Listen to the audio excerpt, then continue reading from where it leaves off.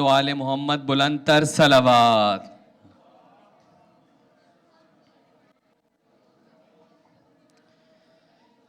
برائے خوشنودی امام حسین علیہ السلام بلند تر صلوات.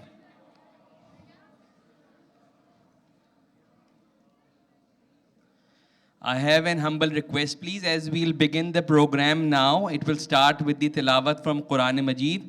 Kindly observe complete silence. Thank you. برائے خوشنودی محمد و آل محمد بلند تر صلوات.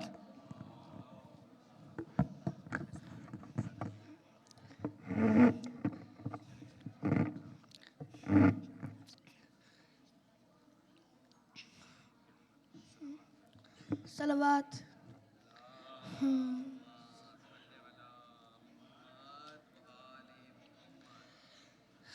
اعوذ باللہ من الشیطان الرجیم.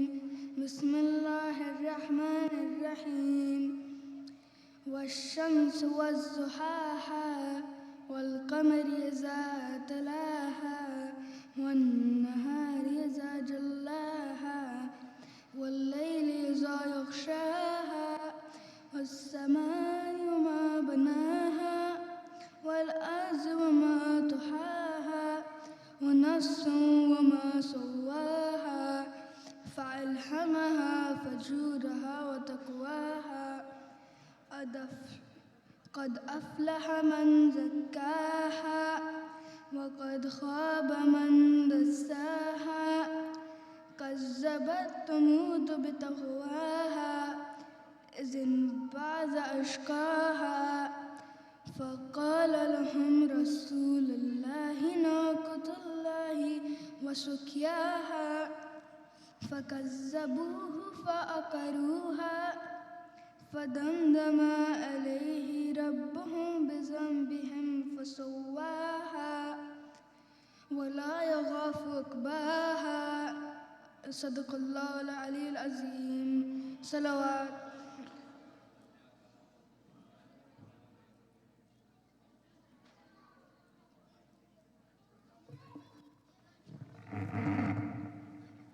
اس کے 4-5 بندے کو یہ پڑھ لوں نا یا لمبا ٹھیک ہے نا. اس کا سب درود پڑھتے محمد و آل محمد کی ذات پر.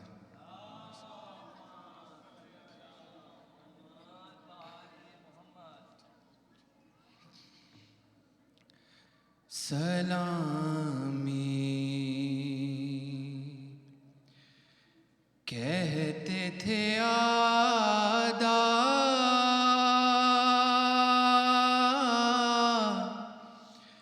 رلاؤ زینب کو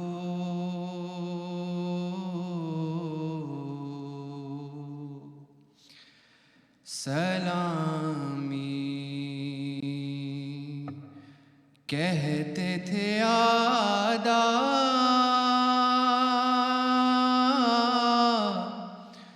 رلاؤ زینب کو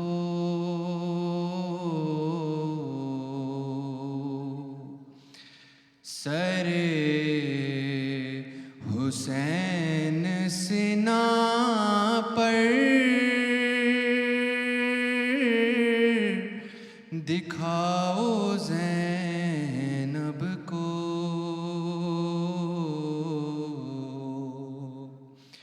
سر حسین سنا پر دکھاؤ زینب کو سلامی. حسین امام کو رن میں کیا تھا جس سے شہید.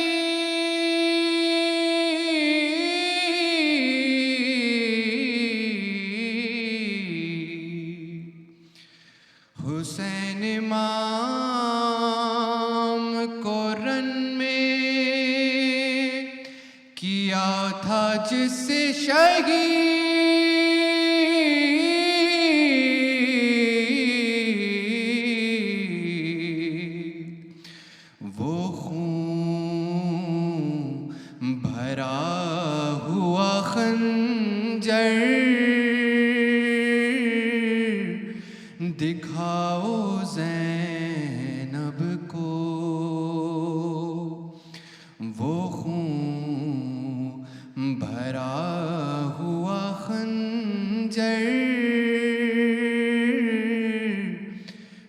دکھاؤ زینب کو، چھپا کے بالوں سے منہ کو، یہ بولی بنت علی،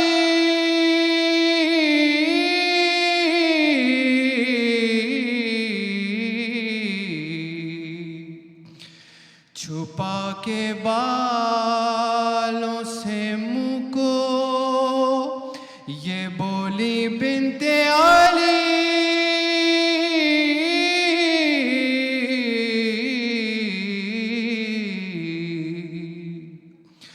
خدا کے واسطے لوگوں چھپاؤ زینب کو، خدا کے واسطے لوگوں چھپاؤ زینب کو، سلامی کہتے تھے آدا، رلاؤ زینب کو، جکڑ کے لائے ہیں خیبر شکن کی بیٹی کو،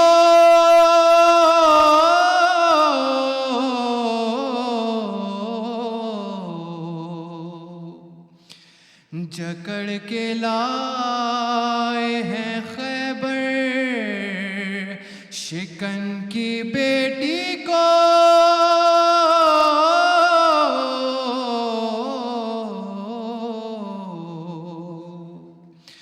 یہ کہہ کہ شام میں در در پھراؤ زینب کو، یہ کہہ کہ شام میں در در پھراؤ زینب کو، سلامی کہتے تھے آدا، رلاؤ زینب کو، سر حسین سنا پر دکھاؤ زینب کو، درود پڑھ دیں محمد وال محمد کے ساتھ۔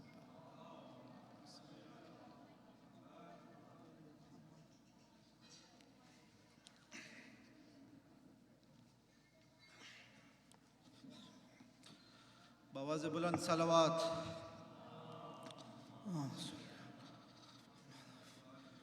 فاتحہ۔ بسم اللہ۔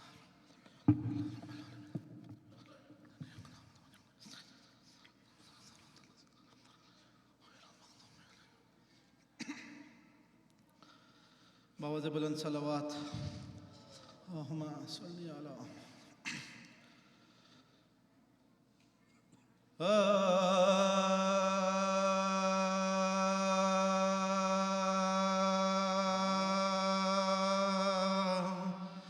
حسین جاتے ہیں قاسم کی لاش اٹھانے کو، حسین جاتے ہیں قاسم کی لاش اٹھانے کو، دل شکستہ پہ ایک اور زخم کھانے کو، ایک اور منزل صبر و رضا بڑھانے کو، جگر کے ٹکڑے بایاں باں سے چن کے لانے کو، جگر کے ٹکڑے بایاں باں سے چن کے لانے،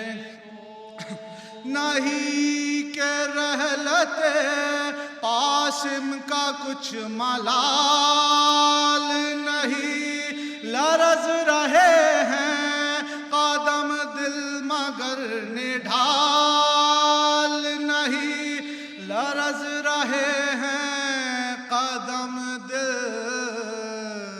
مگر نڈھال نہیں، بڑھے جو غیظ میں شبیر سوئے فوج جفا، علی کی تیغ نے ایک حشر کر دیا برپا، ادھر کو موڑ گئے گھوڑے جدھر کو منہ اٹھا، پڑا تھا بھاگتی فوجوں کی راہ میں لاشا، پڑا تھا بھاگتی فوجوں کی راہ میں لاشا، کیا جو بھڑ کے سواروں نے روسوئے قاسم، سموں سے گھوڑوں کی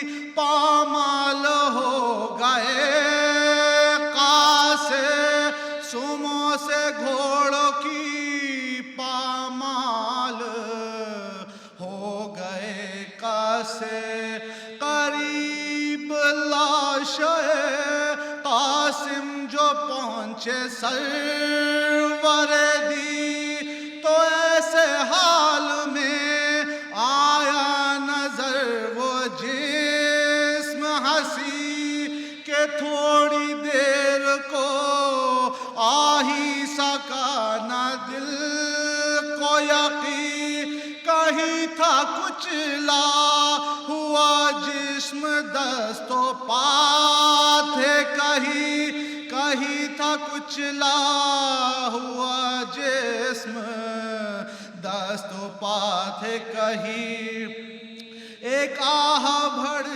کے شہیدی زمین پہ بیٹھ گئے، جہاں کھڑے تھے لرز کر وہیں پہ بیٹھ گئے، جہاں کھڑے تھے لرز کر وہاں پہ بیٹھ گئے، لبوں پہ صبر کی بندش تھی دل میں حشر بپا، اٹھائے بھڑ کے زمین سے، اٹھائے بھڑ کے زمین سے کٹے ہوئے اعضاء، نہ جانے کیسے تن منتشر کو جمع کیا، ابا میں رکھ کے اٹھایا جنازہ قاسم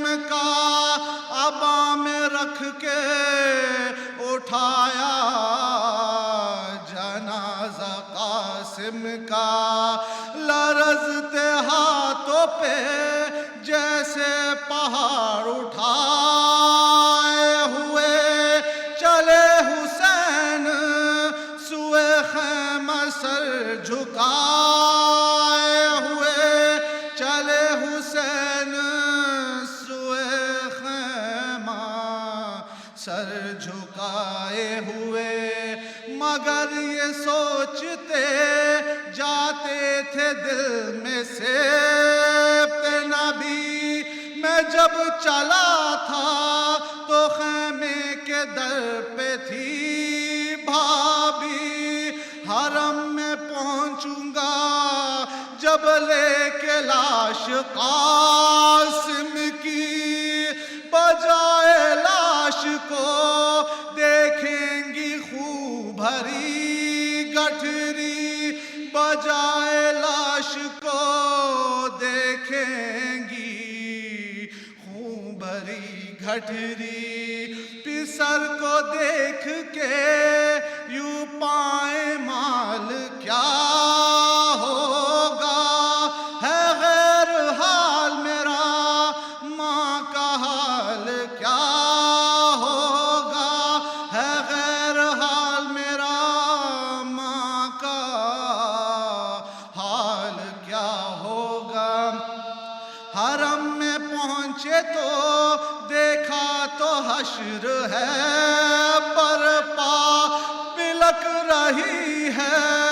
سکینہ خاموش ہے کبرا تڑپ کے مانے سوئے لاشے پسر دیکھا جگر کو تھام کے بولی یہ کیا ہوا بھیا جگر کو تھام کے بولی یہ کیا ہوا بھیا میں یہ تو جانتی تھی سر کٹائیں گے قاسے یہ کیا خبر تھی کہ یوں پس کے آئیں گے قاسے یہ کیا خبر تھی کہ یوں پس کے آئیں گے قاسے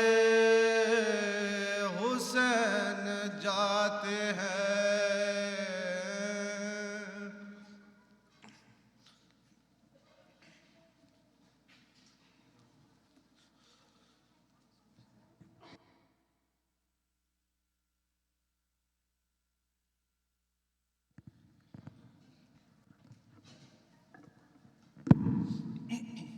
Muhammad wa ala Muhammad salawat. A couple of announcements, brothers. First of all, a friendly reminder that our Muharram fund target this year is $22,000. We have not even reached half of that at this point, unfortunately. So my request is, first of all, those of you who have donated, thank you, Jazakallah. If you haven't, please take the time. Whatever you can give is very much appreciated. We would like to meet this target, so we're able to bring in more speakers. We're able to have more programs, inshallah. So please, we need your support. Please take some time, and we take all forms of payment. We have a credit card machine over here. We take PayPal, e-transfer, cash, check, whatever it is. You can talk to myself, Brother Najm, or Brother Mokil. On the sister side, you can talk to Sister Aram, yeah? And a friendly reminder for tomorrow's short Julus procession. So it'll be a short procession. We're going again at the perimeter of the facility of our center. And we'll start immediately after Masaib. So inshallah, tomorrow we plan to start a little early so we can finish a little sooner so we have enough time to go around. I would humbly recommend parents to please bring your kids. This is extremely important. Walk with them so they are used to it. They need to be used to it. Inshallah, we'll have an Arba'in Julus later, but they need to have that. They need to be used to with these processions so that they are ready for Arba'in. And then if there's any feedback, please let us know. Inshallah, we'll be getting permits for the Arba'in Julus so that we can take that feedback into account. With that, by Muhammad wa ala Muhammad, salawat.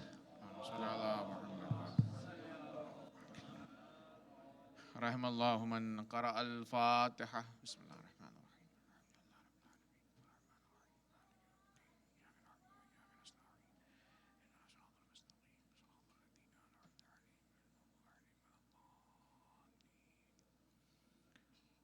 لا حول ولا قوة إلا بالله العلي العظيم وتوكلت على الحي الذي لا يموت الحمد لله الذي يخلق ولم يخلق ويرزق ولا يرزق ويطعم ولا يطعم ويميت الأحياء ويحيي الموتى وهو حي لا يموت بيده الخير وهو على كل شيء قدير نعم المولى ونعم النصير حسبنا الله ونعم الوكيل ثم الصلاة والسلام والتحية والإكرام على سيدنا ونبينا وطبيب نفوسنا أبي القاسم المصطفى محمد اللهم صل على محمد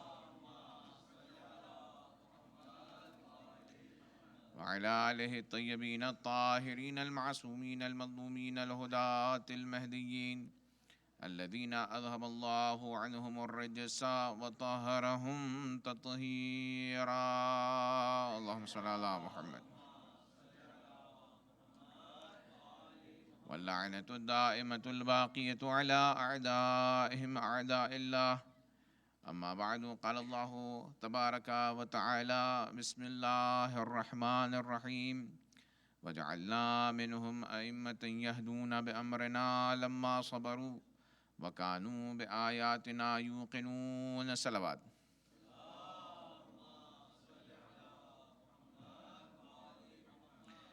Dear brothers and sisters, Salam alaikum wa rahmatullahi wa barakatuh.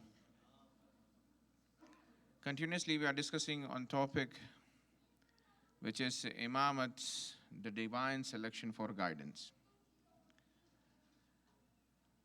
Of course, from today onwards, for our English session, inshallah, I would like to focus on the word guidance which we received from Aba Abdullah al-Husayn alayhi salatu wasalam. The purpose of Imamat is guidance. And of course, Aba Abdullah al-Husayn alayhi salatu wasalam from Karbala, we learn everything. You know, we learn entire religion of Islam from one day of Karbala, Karbala Mu'alla, Ashura. So basically, for my English session, I would like to discuss one concept which we learn from Karbala, especially from Asiran Karbala, for which Ahlul Bayt alayhim salatu wassalam cried. And that concept is concept of hijab and modesty. Imam Sajjad alayhi salatu wassalam, we learn that after Ashura, he cried a lot. So one of the Sahabi of Imam alayhi salatu wasalam, he came and he said to Imam Sajjad, "Oh Imam Sajjad alayhi salatu wasalam, why you cry a lot? We learn from you that Ahlul Bayt alayhi salatu wasalam, they always says, Al-Mautu lana karama. Maut is karamat for us. And shahadat is adat, habit for Ahlul Bayt alayhi salatu wasalam. So why you cry?" So Imam alayhi salatu wasalam, he replied, I cry not just upon Aba Abdullah al-Husayn alayhi salatu wasalam, because the chadur and veil from Ahl Bayt Athar alayhi salatu wasalam was taken away. So therefore we cry upon Asiran Karbala. So of course, Mu'mineen, the concept of hijab is very important in the religion of Islam. Allah subhanahu wa ta'ala, when he says hijab is wajib, it means hijab is identity. First of all, we have to understand that hijab is no restrictions, because sometimes when you come from a country to another country, if we are living in Pakistan, for example, or any Islamic countries, so the hijab and concept of hijab is established there. But when you come to Western countries and live there, so of course the society is different here. So people, they say that these are the restrictions upon women that Islam had applied.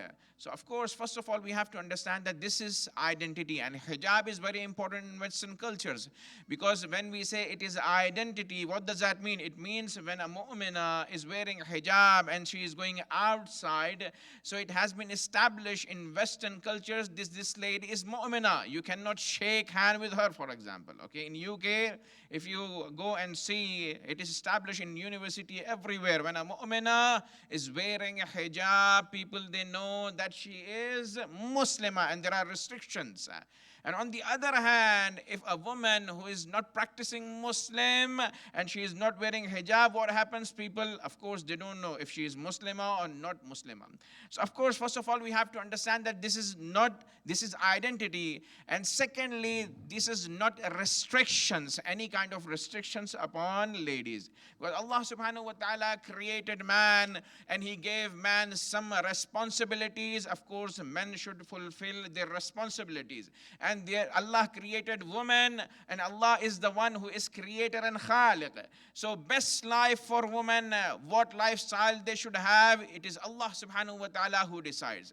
And therefore, in Western societies, we see that they have the people, they have expectation from women to act like a man, which is not accepted in the religion of Islam. And therefore, there is a narration which says, Ma'asum alayhi salatu wasalam, he says, you cannot have expectation from women to do those activities which are belong to men. Like, for example, creating shelter for household, for family members, or bringing wealth to your house, taking care of your children, taking care of their sustenance. It is all responsibility of men. And therefore, when Fatimatu Zahra, salamullahi alayha, She came to Rasulullah sallallahu alaihi wasallam. Of course, there are work in a household. There is a work. You have to, like, for example, cook food, clean your house, wash dishes, and wash clothes. And there are certain work in our household. So Fatima to Zahra and Ali ibn Abi Talib alayhi salatu wasalam, both of them came to Rasulullah and said, Ya Rasulullah, of course there is a work which is related to outside and there is a work which is related to in household. So please divide the work. So Rasulullah said, Oh Ali ibn Abi Talib, and this is not for them. They know what is the division of work. But they are teaching us. So Rasulullah said, Oh Ali ibn Abi Talib, it is your responsibility to go out and bring sustenance and risk for household Hassan, Hussein and Fatima to Zahra salam alayhi. And it is a responsibility of Fatima to Zahra to take care about the household things. So of course Rasulullah, when he divided this division of work, so Fatima to Zahra salamullah alayha, she said, Alhamdulillahi Rabbil Alameen. Of course, I can be in the boundaries of house, upbring my children, Hassan and Hussein, Zainab and Kulsum, salamullahi alayhim ajma'een. It is not fit for me to go out and work. And therefore, mu'mineen, it is responsibility, is wajib upon men to provide everything for their wives, parents, or daughters. And therefore, there is a narration which says, Al-mar'atu rayhana. وَلَيْسَتْ بِقَهْرَمَانَ. Women are not physically strong as much as men. Women are physically not strong as much as men. So you shouldn't be having expectation from them to act like men. And then Ma'asum says they are like flower, rayhana. So of course you have to consider them like a flower, and it is men's responsibility to take care. And therefore, mu'mineen, Allah subhanahu wa ta'ala, He will question every individual. And on the other hand, of course, is it not haram for them to work? When we migrate to Western countries, people, they ask this question, Maulana, is it haram for them to go out and work? Of course, it's not haram, but this is not necessary. Sometimes when we are in the Western cultures, we have expectation from our wives, and we think that it is wajib upon them to go out and bring money to household, and they have to share the money, and the bills should be shared. No, this is not the custom of Islam. Islam says it is responsibility of men. If they are willing to do, or if there are, like for example, lack in earnings, so of course it is allowed for both of them to work, but it is not a responsibility of them. Salli ala Muhammad wa ala Muhammad. Amazingly, sometime in our societies, a man came to me and said, Maulana, my wife, she goes out and she work. I gave her permission to go out. Of course, seeking permission from husband is wajib. And these are the ahkam. There is no dispute about them. So he said, Maulana, I gave permission to my wife to go and work.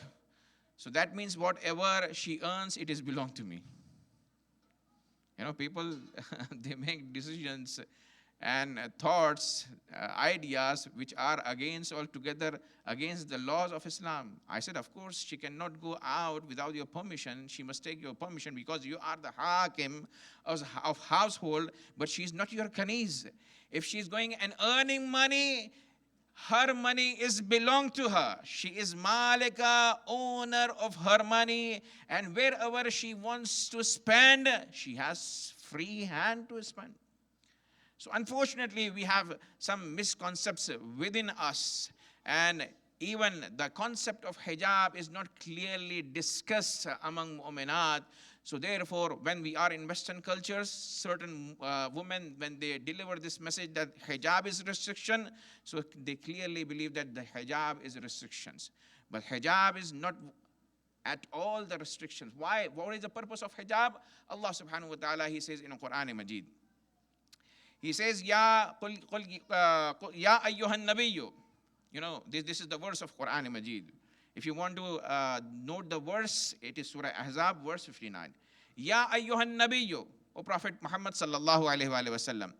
Qul li azwajika, say to your wives, wa banatika, and your daughters, wa nisa'il mu'mineen, and wives of mu'mineen, daughters, wives of mu'mineen, yudnina alayhinna jalabibihinna, that they should wear the veil, the chador, put upon themselves the chador. You know, the chador, we know at the time of namaz, women, they take chador. If you go to Iraq, in Haram, you will see a lot of women, they are wearing chador. That is known to be jilbab. We are not speaking about a scarf or manto. We are speaking about what? Jilbab. Jilbab is chador. Okay? Yudnina alayhinna jalabibihinna. So, O Muhammad sallallahu alayhi wa sallam, say to your wives, your daughters, and ladies of mu'minats, of mu'minin, it means mu'minats, yudnina alayhinna jalabibihinna, so that they put jilbab, chador upon themselves. What is the reason of this hijab? ذَلِكَ أَدْنَا أَن يُعْرَفْنَا فَلَا يُؤْذَيْنَ. The hijab is wajib. Why? Because Allah subhanahu wa ta'ala wants them to be less recognized by non-mahram. فَلَا يُؤْذَيْنَ. In this case, they are not going to be harmed through evil personalities. So hijab is for the protection. Allah subhanahu wa ta'ala, you know, He wants mu'minat to be protected from crime or abuse or assault. So therefore Allah subhanahu wa ta'ala clearly, He says in Quran Majid, hijab brings security for mu'minat. If we believe in Quran Majid, of course, Allah subhanahu wa ta'ala is explaining. If you ask Islam and Quran why hijab is wajib, so Allah subhanahu wa ta'ala clearly says, ذَلِكَ أَدْنَا أَن يُعْرَفْنَا فَلَا يُؤْذَيْنَ. So they are less recognized, get less recognized, and of course there will be no harm towards them. Salli ala Muhammad wa ali Muhammad. So this is, of course, about the hijab, concept of hijab, the reasoning of hijab. And of course, there are marahil of hijab, okay? Stages of hijab. The common hijab, which is wajib, is to cover all body and of course hair. They have to basically cover all body and they can only show the face and hands up to the wrist, up to here, yeah? This is wajib hijab, okay? The second stage of hijab is to have, like, for example, naqab, for example, cover their faces.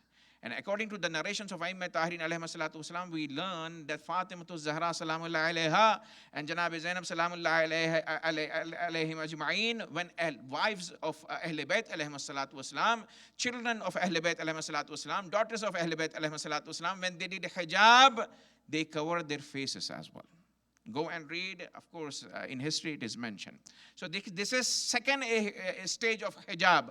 But fuqaha, right now, they allow, you can show your faces. But if someone chose to cover their faces, so sometime in society we make fun of so and so lady, those who are covering their faces. This is mu'minin gunah. This is not accepted in the religion of Islam. If someone within Western culture, they decide to cover their faces, it is obligatory upon every mu'min and mu'minah to defend that lady, because she is practicing the hijab of Fatimatu Zahra salamullahi alayha. Salawat ala Muhammad wa ali Muhammad. So if someone wants to cover their faces and someone wants to, like, for example, wear a jilbab, which is chador, so of course, it is allowed for them. They are seeking piety. And Allah subhanahu wa ta'ala clearly, He says in Quran Majid that وَتَعَاوَنُوا عَلَى الْبِرِّ وَالتَّقْوَى. If we want to help each other, we have to help each other for taqwa and piety. وَلَا تَعَاوَنُوا عَلَى الْإِثْمِ وَالْعُدْوَانِ. So of course, in Western society, when certain ladies are facing problems, even if they try to practice such hijab in universities, if there is a Muslim man, so they have to give them protection. That's why Allah subhanahu wa ta'ala, He says, وَتَعَاوَنُوا عَلَى الْبِرِّ وَالتَّقْوَى. If someone is trying to be pious and practice the wajibat of Islam or mustahabbat of Islam, even if you are not following that act, at least you have to support them. Salli ala Muhammad wa ali Muhammad. So this is second stage of hijab. The third stage of hijab is what, mu'mineen? The third stage of hijab is belong to khawas, for example. That hijab is explained by Fatimatu Zahra salamullahi alayha. One day, a man, companion of Rasulullah sallallahu alaihi wasallam, he came to Rasulullah and he was blind, had no eyesight. So Fatima to Zahra, of course, she was hosting, so she gave whatever food they put in front of guests. And she didn't come to Rasulullah sallallahu alaihi wasallam. And Rasulullah was only with that blind Sahabi. So when he left, Rasulullah asked, "Oh Fatima to Zahra salamullahi alaiha, what is the reason? Why didn't come in our meeting?" That man was blind. So of course, he is not capable to see you. So Fatima to Zahra salamullahi alaiha, she replies to Rasulullah, "Ya Rasulullah, he is blind, but I can see." So of course, I wanted to avoid, and therefore there's a beautiful narration from Fatima to Zahra salamullahi alaiha, which is like, for example, highest status of hijab, that she says, "Khairun lin nisa." It is best and good for ladies, Allah yarain al rajal, that they do not see those who are non-mahram for them. Okay? Wala yarahunna rajal, and it is best for them that men could not see them, even if they are in the position of hijab.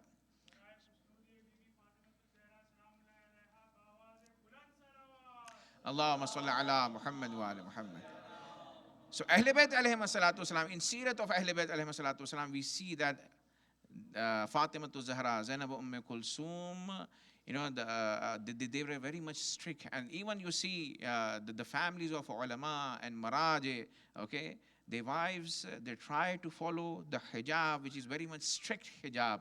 Khairul lil nisa, Allah yarayna rijal wa la yarahunna rijal. So of course, these are the things which we learn from Ahl Bayt alayhim salatu wasalam. Now, sometimes people, they make argument, Maulana, why hijab is only for women? Why hijab is not for men? Men also should be modest. Apni aankhein niche rakhe, hame na dekhen. They shouldn't be citing us why they look at us, okay? So of course, we don't say that the hijab is only for ladies. The hijab is also for men. The hijab is also for men. And when they say that hijab sharm aankhon mein honi chahiye, hijab should be related to our eyes, of course, they are correct. Allah subhanahu wa ta'ala says that in Quran Majid. He says in one of the verses in Al-Nur, Surah Nur, verse 30-31, قُلْ لِلْمُؤْمِنِينَ يَغُضُّوا مِنْ أَبْصَارِهِمْ. O Muhammad sallallahu alayhi wa sallam, praise salawat ala Muhammad wa ala Muhammad.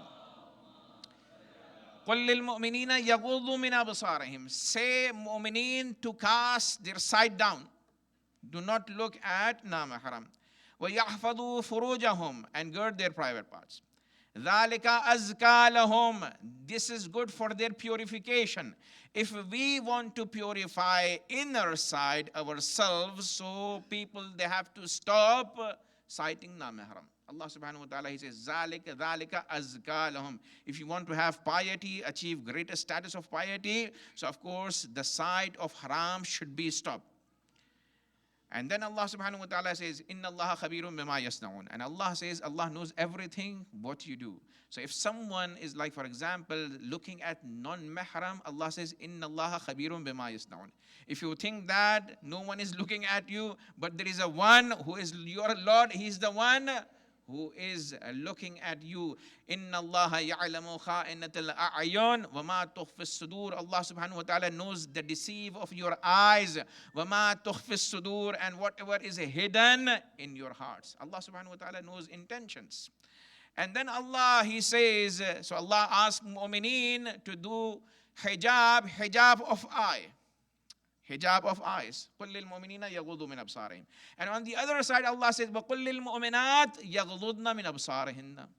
So when men are not allowed to see non-mahram mu'minat are also not allowed to see mu'min. وَقُلْ لِلْمُؤْمِنَاتِ يَغْضُضْنَ مِنْ أَبْصَارِهِنَّ.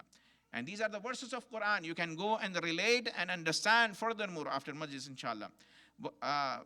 وَقُلْ لِلْمُؤْمِنَاتِ يَغْضُضْنَ مِنْ أَبْصَارِهِنَّ وَيَحْفَظْنَ فُرُوجَهُنَّ. So same ruling of hijab of eyes applies upon women as it is applied upon men according to these verses of Quran. Salli ala Muhammad wa ali Muhammad. So when we say nazar with shahwa, with lust, it is haram upon men and likewise upon women. And therefore, there is a narration from Imam Sadiq alayhi salatu wasalam. People, they ask Maulana, we go outside and we are working. So on our work, we see the woman. So of course, the sight with lust is haram. And without it, it is not haram. And therefore, Imam alayhi salatu wasalam, he says, أول النظر لك والثاني عليك ولا لك والثالثة فيه الهلاك. It's related to the nadar, the sight which is with lust. Imam alayhi salatu wasalam, he says, if you go and someone crosses, if you see them, that first sight, it is permissible. Of course, it is without intention. If you go back and look at mahram with intention and lust, and that second sight is haram. And then if a man or woman sight for the third time, there is a destruction and halaka for them. And therefore, of course, this is a practice, mu'minin. We have to practice again and again and again to clear and make our sight to be clean. And therefore, there is a hadith from Muhammad sallallahu alaihi wasallam that those who practice to block their sight towards non-mahram, there is a great reward on the day of judgment. Rasulullah says, "Kullu aynin baqiyah yawm al-qiyamati illa thalathata ayun." On the day of judgment, every eyes will cry except three types of eyes. What are those? Aynun bakat min khashyatillah. Those who cried in khashiyya and fear of Allah subhanahu wa ta'ala. There are people who recite Dua Kumail, who recite Quran, who recite any other things. So of course they cry for the sake of Allah subhanahu wa ta'ala, for liqa'ullah. So of course these people who cry for the sake of Allah subhanahu wa ta'ala in His love, these eyes are not going to be crying on the day of judgment. وَعَيْنٌ غَضَّتْ عَنْ مَحَارِمِ اللَّهِ وَعَيْنٌ غَضَّتْ عَنْ مَحَارِمِ اللَّهِ. And the eyes which are shut down towards non-mahram, they are not going to be crying on the day of judgment. وَعَيْنٌ بَاتَتْ سَاهِرَةٌ فِي سَبِيلِ اللَّهِ. And the eye which is awake entire night for the sake of Allah subhanahu wa ta'ala. And there are people who are awake in night to worship Allah subhanahu wa ta'ala just for not namaz. Fi sabilillah. Any activity which is related to Allah subhanahu wa ta'ala, fi sabilillah. If you are awake entire night for the activities which are related to Islam, even if you are going to work, your shift is night shift. If the your earnings are halal, and you are working for the sake of Allah subhanahu wa ta'ala, that means you are awake entire night for the sake of Allah subhanahu wa ta'ala. So therefore, if you are working at work, and therefore our ulama, they say, if our kasb is kasb halal, if we are earning from halal resources, what we have to do? We have to make intention, oh Allah, I am going out to feed my family members for you, because you made me to go out, and you made wajib upon me to work. So I am following your command. So when people, they go to work until the time they are on work, Allah subhanahu wa ta'ala provides them with sawab. Sallallahu ala Muhammad wa ali Muhammad. So mu'minin, hijab for men and hijab for ladies, it is very important. And amazingly, we came to the conclusion that those families which end up towards talaq, and talaq is, of course, unfortunately in our society, it is getting more and more and more. Why? The only reason is, the sightings are not problem. We don't block our sight from non-mahram. So of course Allah subhanahu wa ta'ala, when He says you have to cast your eyesight down, so you will see those mu'mineen and mu'minat, those who practice more and more in their family, you will not see talaq much. So of course, when there is no control upon eyesight, so people will like to, for example, engage with others, and one side takes you towards halaka. What does that mean? First sight is in your favor. Second is sin. The third is halaka. Halaka means what? Of course, you are going to be attracted to someone else, and people, they enter into haram activities, and that's why there is a halaka. Problems in families, there will be talaq and so problems. Sallallahu ala Muhammad wa ali Muhammad. मोमिनीन से गुजारिश की जाती है थोड़ा आगे तशरीफ लाएं सलावत के साथ बर मोहम्मद व आले मोहम्मद.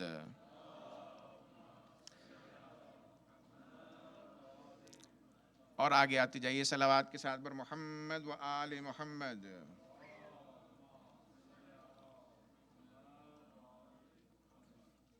عزیزان گرامی، عنوان سخن تعارف اور معرفی ائمہ طاہرین علیہم الصلاۃ والسلام ہے کہ ہم نے کہا کہ انتخاب خلیفہ و امام اللہ کی جانب سے ہوتا ہے اور اللہ ہی اور رسول کو حکم دیتا ہے کہ وہ ان کا تعارف کروائیں، اور رسول اللہ نے قرآن مجید کے ذیل میں اور احادیث کی روشنی میں تعارف اہل بیت علیہم الصلاۃ والسلام کروایا۔ حدیث ثقلین پڑھی، بہت ساری احادیث آپ کی خدمت آیات ہم نے پیش کی۔ کل کی حدیث کو میں آگے بڑھا رہا ہوں اور اسی کے ساتھ ساتھ کچھ قرآن مجید کی آیات جو مولا امام حسین علیہ الصلاۃ والسلام سے تعلق رکھتی ہیں آپ کے تعارف میں۔ ایک صلوات کے ساتھ بر محمد و آل محمد۔ رسول اللہ نے فرمایا ان الحسین مصباح ہدا، بے شک جان لو کہ حسین چراغ ہدایت ہے، وسفینۃ نجات، اور نجات کی کشتی ہے۔ اس پر میں کل بولوں گا نجات کی کشتی مولا کیسے ہے۔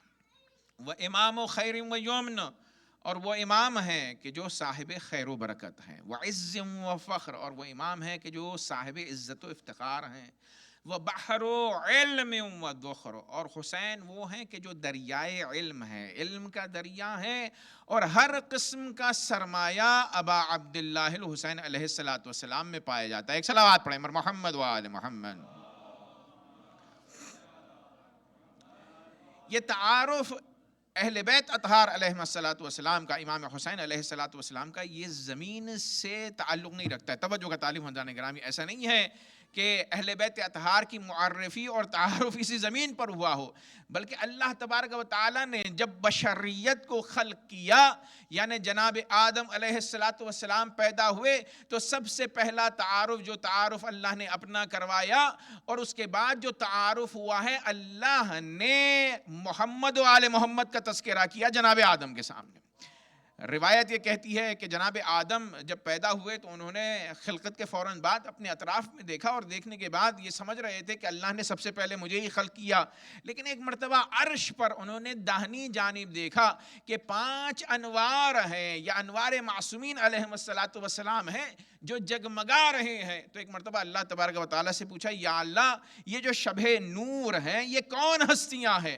تو ایک مرتبہ اللہ تعالیٰ نے تعارف فرمایا، کہا اے آدم یہ وہ ہیں کہ جنہیں میں نے سب سے پہلے خلق کیا ہے، یہ وہ ہیں کہ جنہیں میں نے سب سے پہلے خلق کیا ہے، لیکن انہیں میں آپ کی صلب میں رکھوں گا۔ یہ میں اگر محمود ہوں تو یہ محمد مصطفیٰ صلی اللہ علیہ وآلہ وسلم ہے، اگر میں علی ہوں تو یہ علی ہیں، اگر میں فاطر ہوں تو یہ فاطمہ ہیں، اگر میں احسان ہوں تو یہ حسن ہیں، اور اگر میں محسن ہوں تو یہ ابا عبداللہ الحسین علیہ السلام ہے۔ ایک صلوات پڑھیں مر محمد و آل محمد۔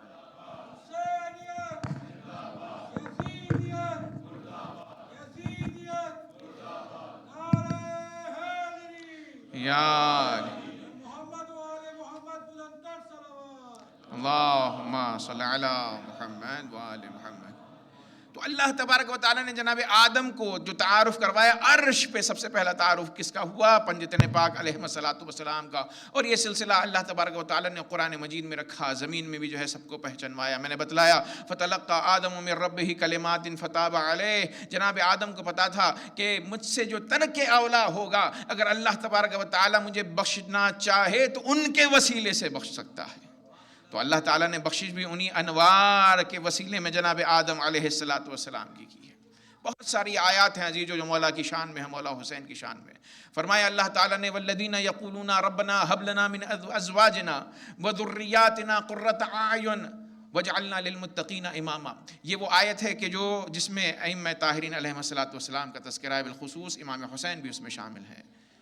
والذین یقولون، وہ لوگ کہ جو یہ کہتے ہیں ربنا ہب لنا، کہ پروردگارہ تو ہمیں عطا فرما، من ازواجنا، ہماری ازواج سے، وذریاتنا، اور ہماری ذریت سے، قرۃ اعین، آنکھوں کی ٹھنڈک، وجعلنا للمتقین اماما، اور تو ہمیں امام بنا متقین کا۔ تو جب یہ آیت نازل ہوئی تو جبرائیل امین سے رسول اکرم محمد مصطفیٰ صلی اللہ علیہ وآلہ وسلم نے پوچھا کہ یا اے جبرائیل یہ بتلاؤ کہ یہ جو کون ہیں جو دعا کرتے ہیں اور کہتے ہیں والذین یقولون ربنا، وہ لوگ کہ جو کہتے ہیں کہ پروردگارا ہب لنا من ازواجنا، تو ہمیں عطا فرما ہماری ازواج سے، تو یہ لوگ کون ہیں جو دعا کرتے ہیں؟ تو جبرائیل نے کہا یا رسول اللہ آپ نے پہچانا نہیں، یہی آپ ہی تو ہیں جو دعا کرتے ہیں۔ والذین یقولون، تو اللہ تبارک و تعالیٰ نے آپ کے بارے میں کہا جو دعا کرتے ہیں۔ آپ نے دعا کی، کیا دعا کی رسول اللہ نے؟ ہب لنا من ازواجنا، ہماری ازواج سے تو ہمیں عطا فرما۔ ازواج سے مراد جناب خدیجۃ الکبریٰ سلام اللہ علیہا۔ ازواجنا و ذریاتنا، ہماری ذریت سے تو عطا فرما۔ ذریت سے کون مراد ہے؟ فاطمۃ الزہرا سلام اللہ علیہا۔ یہ کون کہہ رہے ہیں؟ جبرائیل کہہ رہے ہیں رسول اللہ کو۔ ازواج سے مراد جناب خدیجہ اور ذریت سے مراد فاطمۃ الزہرا۔ کیا عطا فرما؟ قرۃ اعین، آنکھوں کی ٹھنڈک۔ تو کہا یہ قرۃ اعین کون ہے؟ تو کہا یہ امام حسن اور امام حسین علیہم السلام ہیں۔ اور یہی وجہ ہے کہ جب ہم حدیث قصہ پڑھتے ہیں تو حدیث قصہ میں جناب فاطمۃ الزہرا سلام اللہ علیہا نے جب بھی جواب دیا تو فرمایا یا قرۃ عینی و ثمرۃ فؤادی۔ ایک صلوات پڑھیں مر محمد و آل محمد۔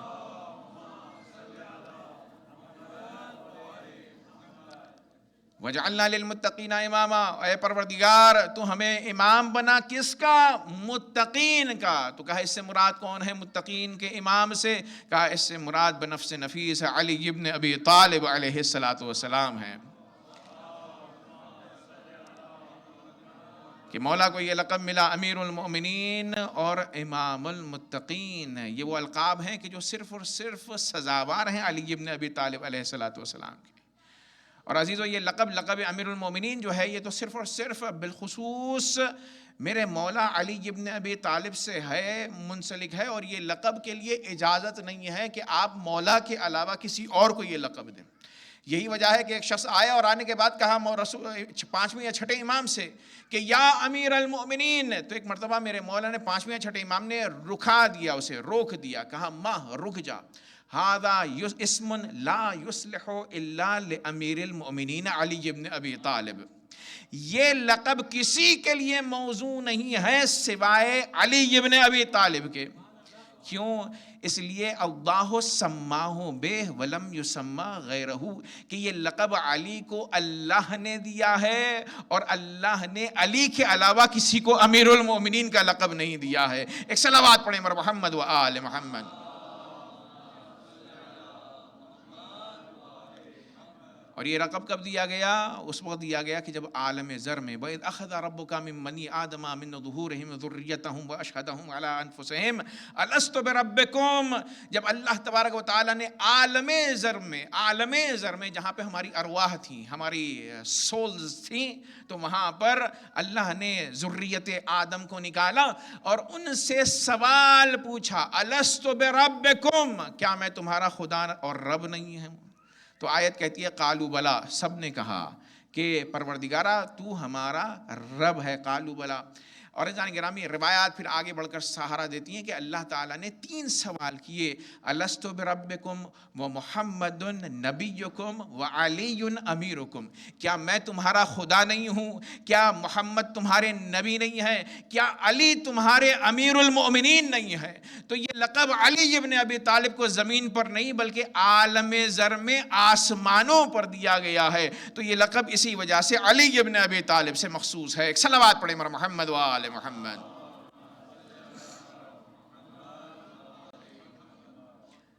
تو جان گرامی وجعلنا للمتقین اماما، تو یہاں پر قرۃ اعین کون ہے؟ امام حسن امام حسین علیہ السلام۔ پھر آگے بڑھیے، اللہ تعالیٰ نے فرمایا مرج البحرین یلتقیان بینہما برزخ لا یبغیان فبأی آلاء ربکما تکذبان یخرج منہما اللؤلؤ والمرجان، کہ اللہ تبارک و تعالیٰ نے 2 سمندروں کو ایک ساتھ رکھا ہے، مرج البحرین یلتقیان۔ اذان گرامی اس پر عام تفسیر لوگ یہ کرتے ہیں نہیں میٹھا سمندر اور کھارا سمندر، اذان گرامی یہ سب چیزیں کہنے کی نہیں ہوتی ہیں، میٹھا اور کھارا انسان چکھ کے سمجھ لیتا ہے۔ تو اللہ تبارک و تعالیٰ نے کیوں کہا؟ تو بحر سے مراد کمال مراد ہے، مرج البحر، بحر کمال کون ہے؟ بحرین، 2 بحر کو کہا ہے، ایک فاطمۃ الزہرا ہیں اور دوسرے علی ابن ابی طالب ہیں۔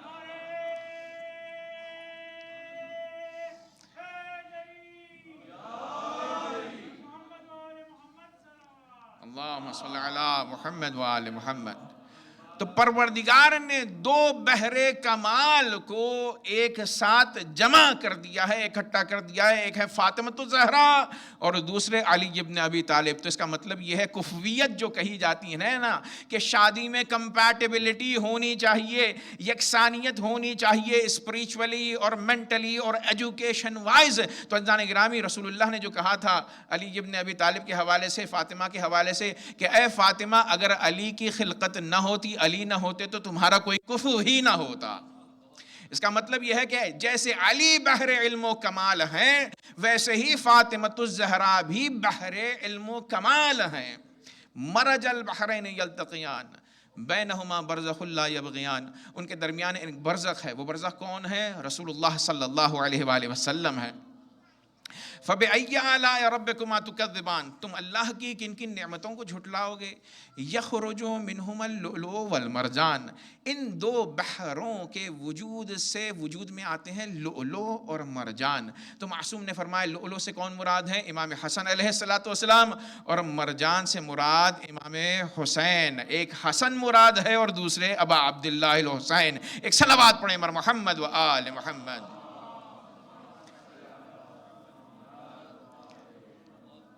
تو جان گرامی, یہاں پر بھی میرے مولا حسین کی فضیلت واضح ہوئی ہے. اللہ تبارک و تعالی نے فرمایا, جو عمومی پنجتن کے ذیل میں جہاں تعریف ہوئی ہے وہ ہے یا ایھا الذین آمنوا اطیعوا اللہ واطیعوا الرسول واولی الامر منکم. اے ایمان لانے والو, اللہ کی اطاعت کرو, رسول کی اطاعت کرو اور اولی الامر کی اطاعت کرو. رسول اللہ نے بہت ساری روایت, چاہے وہ اہل بیت اطہار علیہ السلام کے حوالے سے ہو, لفظ اہل بیت, لفظ اطرت ہو, یا اولی الامر ہو, یا صادقین ہو, تاریخ میں ہر جگہ رسول اللہ نے نام لے کر بتلایا کہ قربا سے مراد علی, فاطمہ, حسن اور حسین ہے. اور جب یہ آیت نازل ہوئی یا ایھا الذین آمنوا اطیعوا اللہ واطیعوا الرسول واولی الامر منکم, تو رسول اللہ نے فرمایا اولی الامر سے مراد میرے بعد علی, حسن اور حسین, اور حسین کی نسل سے امام مہدی علیہ السلام تک سارے کے سارے ائمہ اولی الامر ہیں. لیکن عزیزان گرامی, افسوس یہ ہوتا ہے تاریخ میں کہ اولی الامر جو ہے رسول اللہ کے بعد ہر کس و ناکس کو کہا گیا. اور یہاں تک کہ صاحبان امر, آج بھی جو لوگ اسلامی حکومتیں چلا رہے ہیں ان کو کہا جاتا ہے, کیا کہا جاتا ہے؟ یہ والی امر ہے, ولی اولی الامر ہے. جبکہ اولی الامر معصوم سے یہ لفظ جو ہے تعلق رکھتا ہے, اس کا تعلق علماء اسلام سے بھی نہیں. توجہ کا طالب ہوں, اگر کسی کو اولی الامر اگر کہنا ہی ہے تو جا کر مراجع اور مجتہدین کو کہا جا سکتا ہے اگر کہنا بھی ہے, لیکن عزیزان گرامی ہمیں اجازت نہیں ہے. اولی الامر صرف اور صرف ائمہ طاہرین علیہم السلام کے لیے. تو عزیزان گرامی, بعد میں یہ کہا گیا کہ نہیں, اولی الامر سے مراد عام ہر کس و ناکس ہے. جبکہ اللہ تبارک و تعالی جب اطاعت کروا رہے ہیں نا, اطاعت کا معاملہ ہے, یا ایھا الذین آمنوا, اے ایمان لانے والو, سب سے خطاب ہے اطیعوا اللہ, اللہ کی اطاعت کرو, واطیعوا الرسول, رسول کی اطاعت کرو, واولی الامر منکم, اللہ, رسول اور اولی الامر کی اطاعت کرو. تو عزیزان گرامی توجہ کا طالب ہوں, جب اللہ اطاعت اپنی کروا رہا ہے تو اللہ کوئی ایسی چیز نہیں کہے گا کہ جو عدالت کے خلاف ہو. اگر جب اللہ رسول کی اطاعت کروا رہا ہے تو رسول کوئی کام ایسے نہیں کروائے گا کہ جو عصمت کے خلاف ہو, جو اللہ کے خلاف بھی ہو, رسول اللہ وہ کام نہیں کروائیں گے. تو عزیزان گرامی, اولی الامر بھی وہی ہونے چاہیے کہ جو نہ اللہ سے تصادم میں ہوں نہ رسول اللہ سے تصادم میں ہوں. یعنی اولی الامر وہی ہوگا کہ جس کا قول اور فعل وہی قول و فعل مصطفیٰ اور قول و فعل پروردگار ہے. ایک صلوات پڑھیں مر محمد و آل محمد.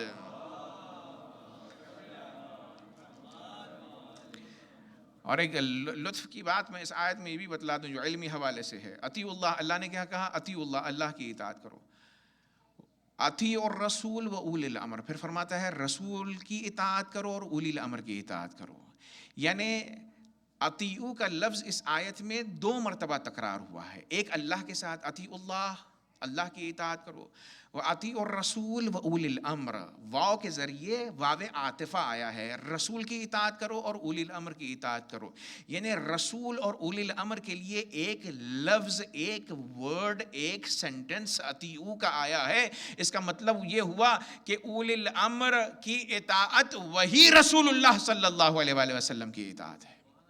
تو لہٰذا تاریخ میں دیکھیے کہ کن اولی الامر حضرات نے کیا جن کو آپ نے اولی الامر بنایا. کتنے مسائل بعد از رسول اللہ ایسے ہیں کہ انہوں نے حکم دیے ہیں, فتوے دیے ہیں جو کہ احکام رسول اللہ سے مخالف ہیں. تو جو اقوال میں احکام میں رسول اللہ کی مخالفت کرے گا تو وہ ظاہر سی بات ہے اولی الامر کے دائرے سے خارج ہو جائے گا. ایک صلوات پڑھیں مر محمد و آل محمد. تو یہ اولی الامر میں اسپیسیفک لوگ ہیں, ہر ایک شخص شامل نہیں ہو سکتا ہے. اور یہ محال ہے کہ اللہ تبارک و تعالیٰ ایک عام حاکم کی, بادشاہ کی اطاعت کروائے اور اسے اولی الامر بنا دے. کیوں؟ اس لیے کہ اللہ نور السماوات والارض, اللہ تبارک و تعالیٰ نور ہے, تو لہٰذا اس نے نور کی اطاعت کروائی, اپنی اطاعت کروائی. محمد صلی اللہ علیہ وآلہ وسلم کون ہے؟ نور ہیں. ظاہر سی بات ہے اول ما خلق اللہ نوری, تو ظاہر سی بات ہے جب اللہ نور ہے جس کی اطاعت واجب ہے, رسول نور ہیں جن کی اطاعت واجب ہے, تو اولی الامر کا بھی نور ہونا لامحالہ واجب ہے. اسی لیے گزشتہ مجلس میں نے کہا آمنوا باللہ ورسولہ والنور الذی انزلنا, ایمان لاؤ اللہ پر, رسول پر, اور وہ نور کے جو ہم نے نازل کیا ہے وہ نور کون ہے؟ وہ یہی آئے اولی الامر میں اولی الامر ہیں. ایک صلوات پڑھیں مر محمد و آل محمد.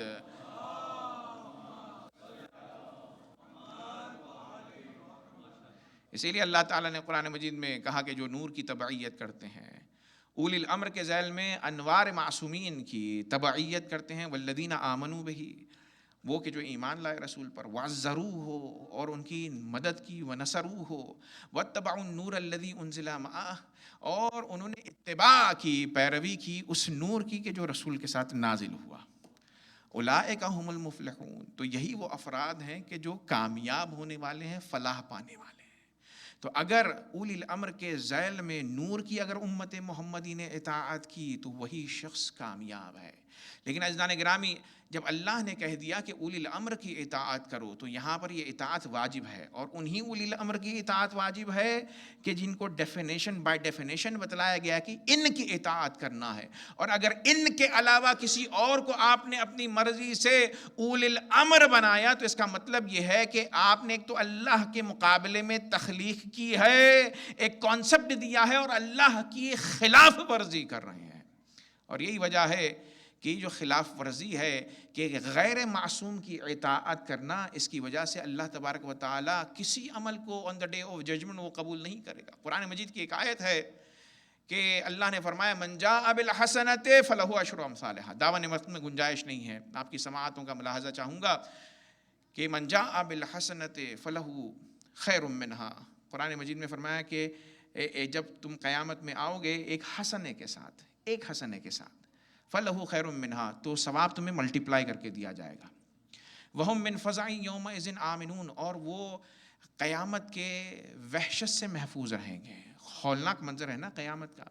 تو اللہ فرمائے من جاء بالحسنۃ, عربی زبان سے جو مانوس ہیں وہ سمجھتے ہیں حسنہ کہتے ہیں ایک نیکی کو, حسنات کہتے ہیں بہت ساری نیکیوں کو.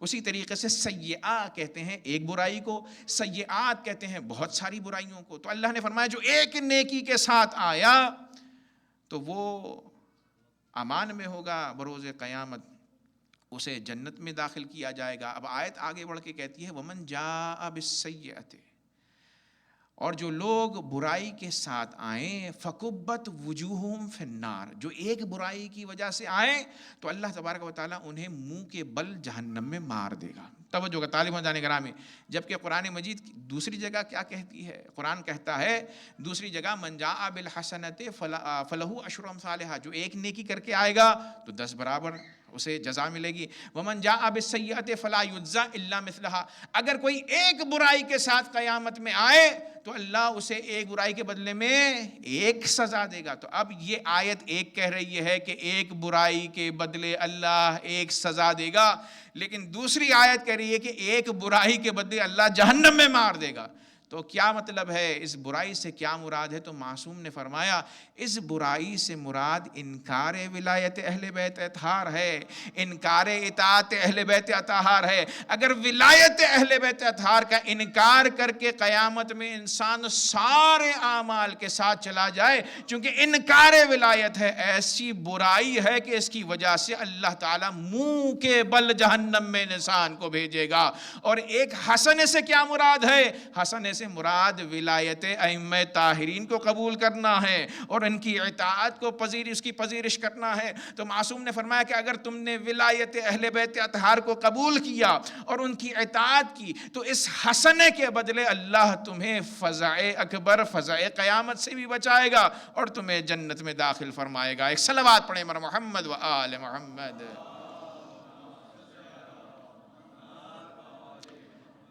تو اسی لیے کہا گیا کہ ابا عبداللہ الحسین علیہ السلام کون ہے؟ سفینۃ نجات، نجات کی کشتی ہے۔ ان کی ولایت، ان کی امامت، ان کی خلافت کو ماننا، ان کی تبعیت کرنا، ان سے محبت رکھنا، یہ انسان کے اس کا منتہا کرواتے ہیں جنت کی طرف۔ انسان بہشتی ہوتا ہے، مؤمن ہوتا ہے، متقی ہوتا ہے ان سے منسلک ہو کر۔ ہاں جان گرامی، کربلا کے یہ وہ ایام ہیں، 7 محرم میں آج ہم وارد ہو گئے ہیں۔ یہ دن کون سا ہے؟ ہمارے گھر کا بچہ بچہ جانتا ہے۔ یہ وہ دن ہے کہ جس دن عمر سعد نے اہل بیت حرم پر پانی بند کر دیا۔ اور عزیزو، آج سے ہی اہل بیت اطہار کے حرم سے العطش العطش کی صدائیں بلند ہو گئی ہیں۔ عزیزو، کربلا کے میدان میں ظاہر ہے لشکر اتنا قلیل تھا، یہ چاہتے تو مولا سے جنگ کر سکتے تھے اور انہیں پانی بند کرنے کی ضرورت نہیں تھی، لیکن عزیزان گرامی انہوں نے ثبوت دیا جو کربلا میں آئے یہ آل ابی سفیان ہے۔ جو جنگ صفین میں پانی بند کیا گیا تھا وہی کردار یہاں پر دہرایا گیا۔ جبکہ عزیزو، تاریخ میں آپ کو پتا ہے کہ جب جنگ صفین میں پانی بند ہوا اور مولا علی کے چاہنے والوں نے فرات پر قبضہ کیا تو بہت سارے اصحاب نے علی سے کہا کہ اے علی، انہوں نے پانی بند کیا تھا مولا، تو ہم بھی ان پر پانی بند کر دیتے ہیں۔ تو میرے مولا نے پلٹ کر کہا کہ اے اصحاب، جان لو یہ اہل بیت اطہار علیہ السلام کا کردار نہیں ہے، چونکہ پانی ہر شے کے لیے ہے، مخلوق خدا کے لیے ہے، تو ہم یہ کام انجام نہیں دیں گے۔ تو جب شریعہ فرات پر قبضہ ہوا صفین میں مولا کے سپاہیوں کا، تو دشمنوں کے اوپر پانی کو بند نہیں کیا میرے مولا امیر المؤمنین نے، لیکن یہ کربلا کے میدان میں 7 محرم سے پانی بند کر دیا گیا۔ العطش العطش کی صدائیں بلند ہوئی۔ یہ پانی کیوں بند کیا گیا؟ اس لیے بند کیا گیا تاکہ امام حسین علیہ السلام سرنڈر ہو جائیں اور یزید میں ملعون کی بیعت کو قبول کر لیں۔ لیکن عزیزان گرامی، وہ جوش شہادت کربلا میں ہمیں نظر آتا ہے کہ بچہ بچہ اپنی جان نثار کرنے کے لیے حسین پر آمد ہے۔ عزیزان گرامی، آج جس کا ماتم ہے وہ ہے جناب قاسم ابن حسن، مولا ہمارے دوسرے امام کے فرزند جناب قاسم۔ راویوں نے لکھا ہے کہ آپ کی عمر تقریباً 13 سے 14 سال ہے۔ جب شب عاشور آئی تو ایک مرتبہ جناب حسن کا یہ لال جناب قاسم آئے اور آنے کے بعد چچا کے ساتھ بیٹھے ہوئے ہیں، اور چچا نے تمام اصحاب سے بتلا دیا کہ کل تم میں سے ہر ایک جنت میں وارد ہوگا۔ تو ایک مرتبہ جناب قاسم نے کہا چچا جان ایک سوال ہے، اس کا جواب دے دیجئے۔ تو کہا کیا ہے سوال بیٹا؟ تو کہا چچا جان یہ بتلائیے کہ کیا کل میں بھی شہید ہوں گا؟ عزیزان گرامی، جیسے ہی یہ سوال پوچھا تو میرے مولا نے سوال پر سوال کیا۔ قاسم میں جواب تو دوں گا، لیکن یہ تو بتلاؤ کہ موت شہادت تمہارے نزدیک کیسی ہے؟ کیف الموت عندک؟ اب عزیزان گرامی، امام کا لال ہے، امام کا فرزند ارجمند ہے، جواب کیا دیا؟ کہا مولا احلا من العسل، قاسم کے نزدیک شہادت شہد سے زیادہ شیرین ہے۔ عزیزان گرامی، شہادت کے کانسیپٹ کو دے کر گئے جناب قاسم کہ اگر جان اللہ کی راہ میں دین کی بقا کے لیے صرف کر دی جائے تو وہ موت انسان کے لیے شہد سے زیادہ شیرین ہو سکتی ہے۔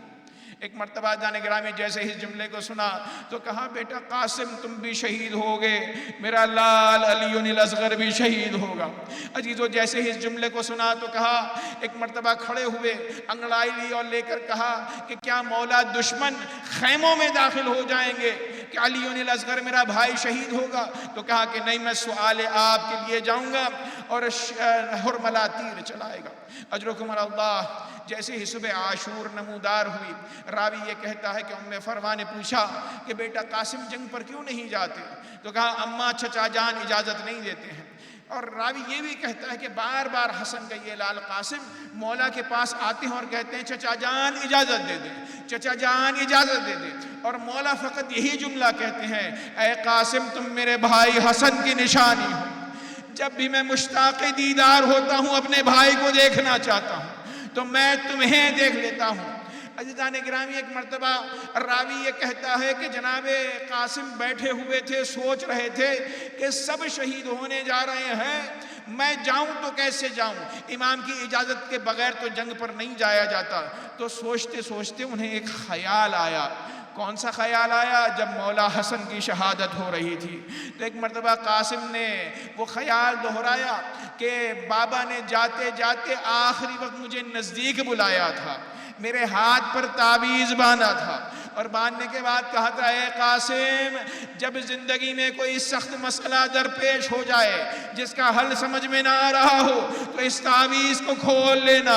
تو قاسم نے دیکھا کہ یہی وہ موقع ہے کہ جو سخت ترین مسئلہ ہے، میں اجازت جنگ چاہتا ہوں اور مولا اجازت نہیں دیتے جنگ کی، تو میرے مولا کے فرزند نے ایک مرتبہ تعویذ کو کھولا تو کیا دیکھا؟ اس میں لکھا ہوا تھا، اے بیٹا حسن کل کو کربلا میں اگر ابا عبداللہ الحسین نرغِ آدھا میں گھر جائیں تو جاں فشانی کرنا، جنگ میں جانا اور دفاع کرنا۔ جیسے ہی اس تعویذ کو پڑھا بڑی خوشی کے ساتھ چچا کے پاس آئے، کہا چچا جان اب تو مجھے اجازت آپ نے دینی ہے، چونکہ آپ ہی کے بڑے بھائی نے یہ نامہ مجھے میرے سپرد کیا ہے۔ اب عزیزوں میرے مولا حسین نے پڑھا اس تعویذ کو، بھائی کے خط کو دیکھا اور بھائی کی یاد ایسے آئی کہ راوی لکھتا ہے کہ قاسم کو سینے سے لگایا، دونوں چچا بھتیجے بہت وقفے کے لیے گریا کرتے رہے۔ اور بعض ارباب مقتل یہ پڑھتے ہیں کہ اتنا گریہ کیا بھائی کو یاد کر کے کہ بے ہوش ہو گئے۔ ظاہر سی بات ہے حسین نے گریہ کیوں کیا؟ عزیزو جب انسان پر مصیبتیں پڑتی ہیں نا تو انسان کو جو لوگ یاد آتے ہیں ان میں بھائی بھی ہوتا ہے۔ شاید حسین نے یہ سوچا ہو، اے بھائی حسن کاش آپ کربلا کے میدان میں ہوتے اور میری غربت کو دیکھتے۔ عزیزان گرامی ایک مرتبہ میرے مولا نے کہا جاؤ حسن اب میں تو جاؤ قاسم میں تمہیں اب نہیں روک سکتا۔ ایک مرتبہ میرے مولا نے چونکہ بالغ نہیں ہے نا تو لہٰذا یتیم حسن کہا جاتا ہے، جو جوان بالغ نہ ہو تو اس کو یتیم کہا جاتا ہے۔ جناب قاسم یتیمی کے حالم میں ہے۔ ایک مرتبہ گھوڑے پر سوار کیا۔ عزیزو جملہ سنیے گا کہ جناب قاسم کا قد اتنا نہیں تھا کہ پیر رکابوں تک پہنچے۔ یہ جملہ یاد رکھیے گا کہ رکابوں تک پیر نہیں پہنچ رہے تھے، تو میرے مولا نے گھوڑی کی رکابوں کو بلندر کیا تاکہ قاسم کا پیر رکابوں تک پہنچ جائے۔ پھر اس کے بعد میرے مولا نے امامہ پہنایا، امامے کے ایک حصے کو سینے پر ڈالا، جناب قاسم کا گریبان چاک کر دیا۔ تو کہا مولا یہ کیا کیا؟ کہا یہ یتیمی کی نشانی ہے تاکہ جب دشمن قاسم کو آتا دیکھیں تو سمجھ لیں کہ یتیم حسن آ رہا ہے۔ عزیزان گرامی ایک مرتبہ کہا جاؤ خدا حافظ۔ عزیزو حیدر کرار کا پوتا ہے، میدان میں تشریف لائے، گھماسان لڑائی کی، ازرق شامی کے 4 فرزندوں کو ہلاک کیا اور ازرق شامی کو بھی ہلاک کیا۔ یہ وہ شجاع تھا کہ جو 1000 عرب جنگجو پر برتری رکھتا تھا، ان سب کو واصل جہنم کیا۔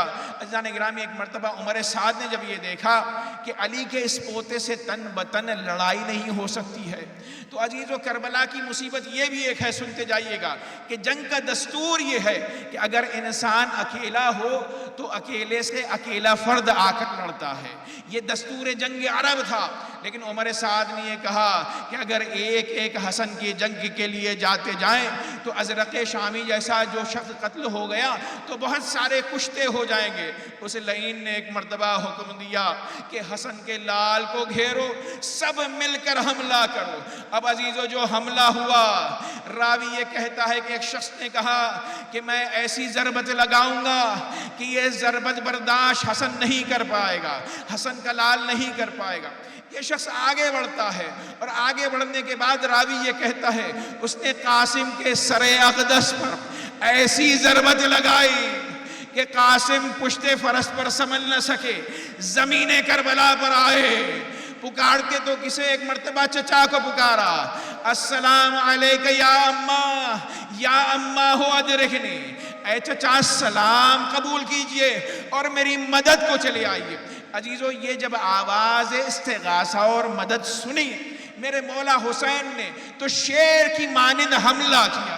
اب عزیزو راوی یہ بھی کہتا ہے کہ ایک شخص چاہتا تھا کہ سر قاسم کو جلدی سے قلم کر دے کہ ایک مرتبہ قاسم نے پکارا، چچا جان ذرا جلدی آئیے، ظالم سر میرا قلم کرنا چاہتا ہے.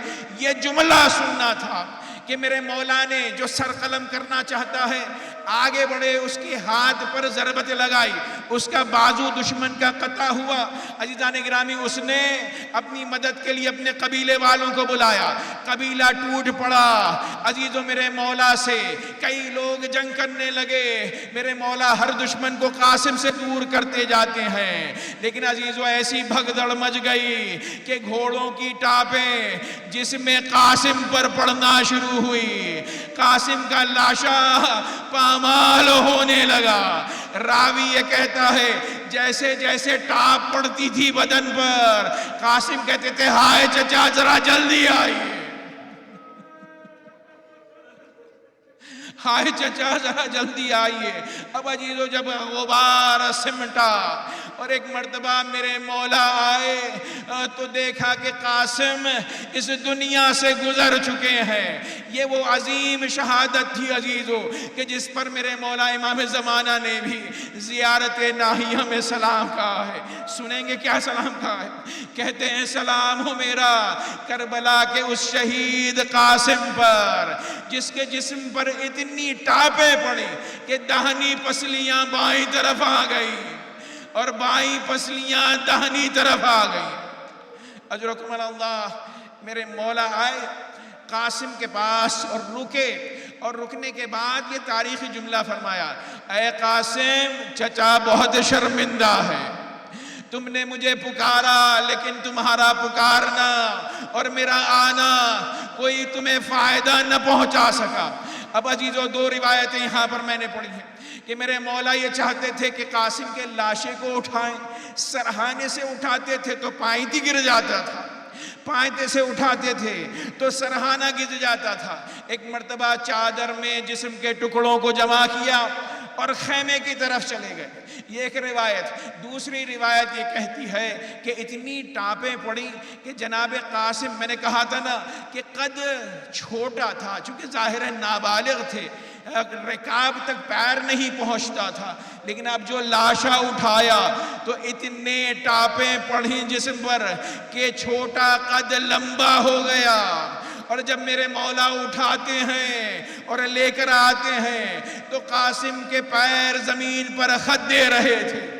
جیسے ہی خیمے میں پہنچے تو ایک مرتبہ زینب نے پوچھا کہ اے بھائی قاسم کا لاشا کہاں ہے؟ تو ایک مرتبہ کہا زینب آہستہ کہو، یہ گٹھری میں آزا لے کر آیا ہوں. فروا نہ دیکھ پائے. فروا نے جب یہ لال کا منظر دیکھا تو کہا پروردگار نے میری قربانی کو بأحسن وجہ قبول فرمایا ہے. الا لعنت اللہ علی القوم الظالمین وسيعلم الذين ظلموا على محمد أي منقلب ينقلبون. ماتم حسین یا حسین.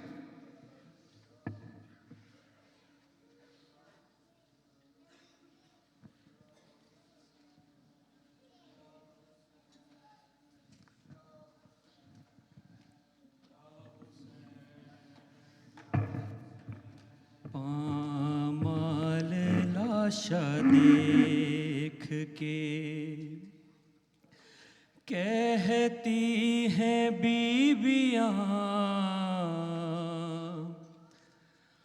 پامال لاشا دیکھ کے کہتی ہیں بیویاں زہرا کی طرح ٹوٹی ہے زہرا کی طرح ٹوٹی ہے قاسم کی پسلیاں پامال لاشا دیکھ کے ٹکڑے اٹھانے لاش کے سرور کے ساتھ ساتھ ٹکڑے اٹھانے لاش کے سرور کے ساتھ ساتھ زہرا گئی ہے دشت میں جانے کہاں کہاں پامال لاشا دیکھ کے یہ کہے کہ کچھ نشانوں کو شہ چومنے لگے یہ کہے کہ کچھ نشانوں کو شاہ چومنے لگے ارے عباس دیکھو رگڑی ہے قاسم نے ایڑیاں پامال لاشا دیکھ کے پامال ہو نہ لاش چچا کی یہ سوچ کر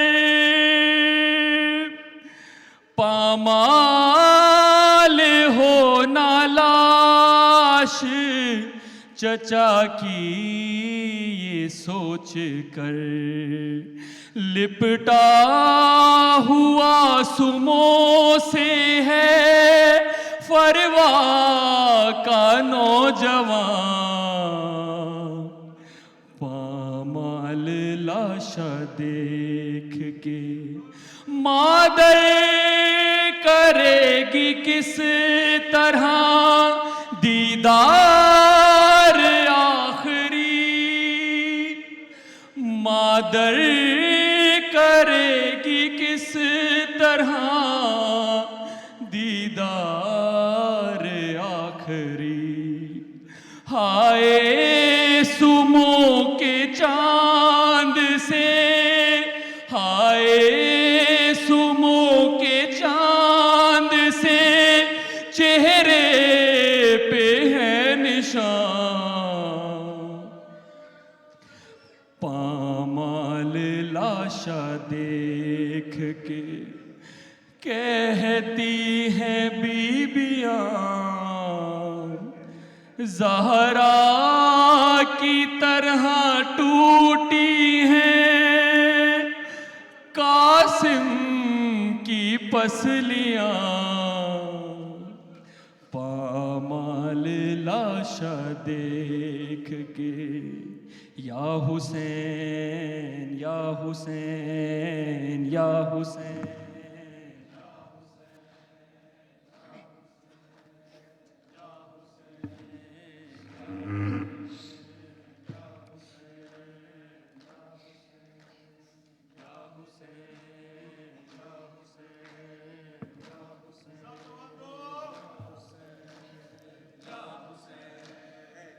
قیدی بن کر پابند رسن لاشوں سے جو گزرے اہل حرم